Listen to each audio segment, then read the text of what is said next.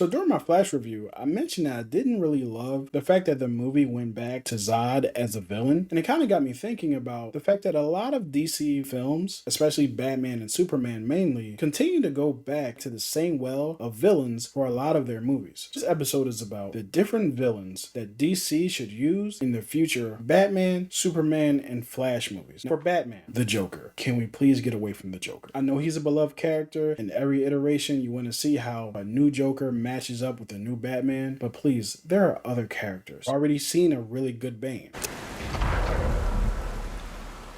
Oh, you think darkness is your ally? You merely adopted the dark. I was born in it, molded by it. I didn't see the light until I was already a man. By then it was nothing to me but blinding. A really good Bane for the universe he was in. We've seen Two-Face. I know, let's explore some other characters. Professor Pig, serial killer, absolutely fits this type of vibe that Matt Reeves is going for. You also have Victor Zsasz. Professor Pig, Victor Zsasz, Calendar Man, all fit the type of vibe that Matt Reeves is going for. The serial killer, the political thriller, as long... Okay. I found this on the web for Al Killer Political Thriller as long. It all fits in that universe, so I would love to see us explore more of that. That's not the only Batman franchise coming out. As we know, James Gunn announced Batman the Brave and the Bold, which I believe will be the perfect place to introduce our more supernatural characters, like Clayface, Man-Bat, Mr. Freeze, Poison Ivy, who we've seen some of them before, but haven't been used since the 90s. Let's get back to Mr. Freeze. Not some grounded thing where it's Mr. Freeze and he's called Mr. Freeze because he keeps ice picks and he stabs people with them. Let's not do that. Let's give that man his freeze gun. Freeze! That's Mr. Freeze to you.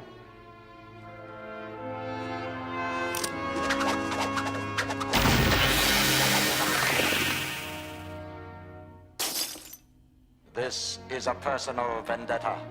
It doesn't concern you. It's my concern now. Since you ally yourself with my enemies, you leave me no choice. Let's give that man his dome where he's frozen inside, and if he gets outside of it, he kind of melts away and can't really handle the heat of the summer. Let's also get Kirk Langstrom in here, turning into a literal bat.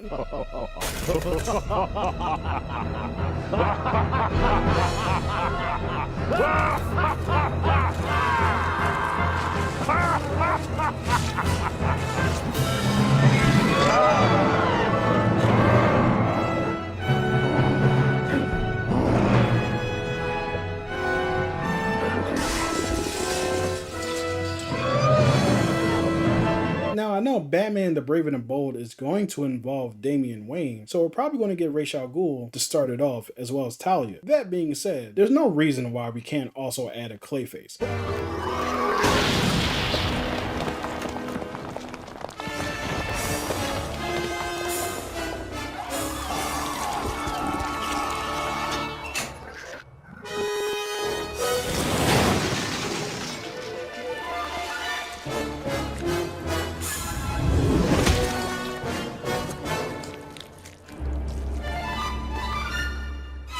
Clayface is a character who I've been wanting to see on the big screen for a while because it's the type of villain that we haven't seen Batman go up against, and I would love to see what a fight would look like on the big screen between Batman, Damian, and a big ass mud monster who can turn himself into razor blades. Let's explore more of those fantastical characters who Bruce Timm introduced me to that I still haven't seen on the big screen. Now, moving on to Superman, I swear to God, if you bring Lex Luthor back one more time,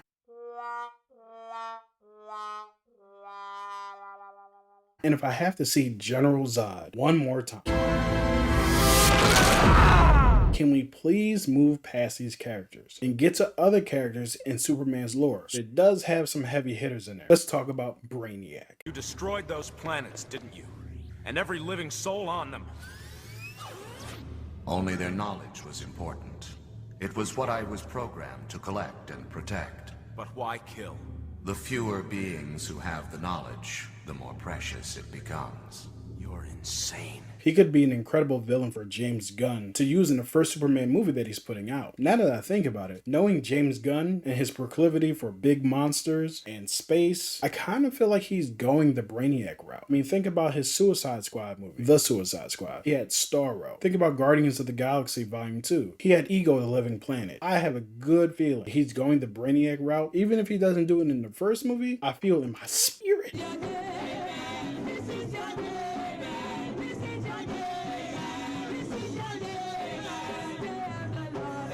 that Brainiac is on his way. So we also have Metallo.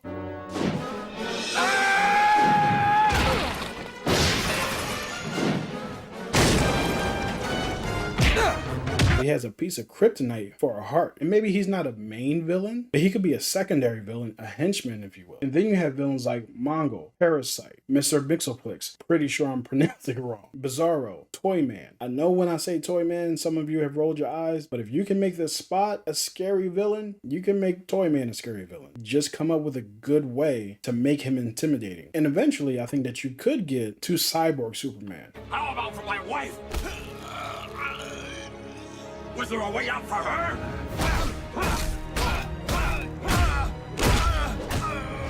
Lobo is another character that you can introduce. You can introduce Lobo and Brainiac in the same movie. Now, finally, for the Flash. The Flash movie didn't even use a Flash villain. I guess you can say using himself as a villain is kind of having a Flash villain, but I don't really count it because the villain was Zod and the villain was Barry because he was doing some dumb shit, but that's neither here nor there. But in the next Flash movie, let's try to use some Flash villains, starting with No Brainer, Eobard Thawne, also known as the Reverse Flash. I love what you've done with the place. This is all your fault!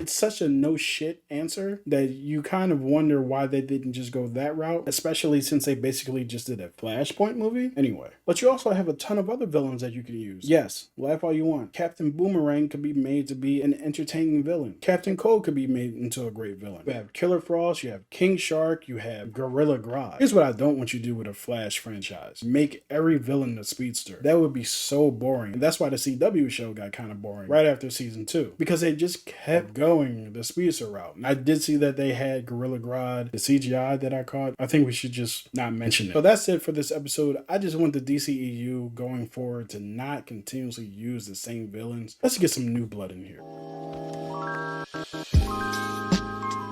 If you enjoyed this video, hit the like, hit the subscribe. That's the best way to support the See For Yourself channel.